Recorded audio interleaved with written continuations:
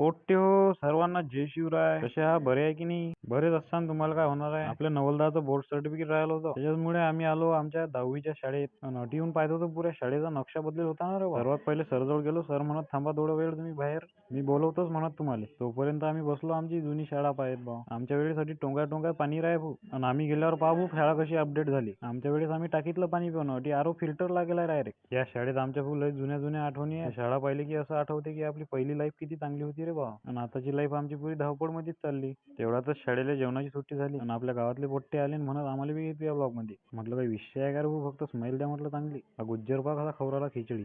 पुरे पोट्टे भिडेल होते रपारप जेवणाले आणि पोट्टे म्हणत की तू फक्त आमची जेवणाचीच व्हिडिओ घे. म्हटलं काहीच विषय नाही, तुम्ही हात दाखवा फक्त आता. या गड्याचं बोर्ड सर्टिफिकेट घेतलं आणि निघालो आम्ही तिथून. जाता जाता एकनाथ भाऊच्या दुकानातून किराणा घेतला आणि थोड्या पुढे आल्यावर आपल्याला भेटले आपले रोषाबहीण राम्या होय. ते म्हणत आम्हाला बी खैसून या ब्लॉग मध्ये काही विषय आहे का म्हटलं. निघालो मग आम्ही जानेवारीतून घरी जायसाठी. आजचा ब्लॉग थोडा लंबा होत होता म्हणून म्हटलं याचा पुढचा पार्ट आपण उद्या टाकू. चला मग पोट्टे भेटू तुम्हाला पुढच्या पार्ट मध्ये.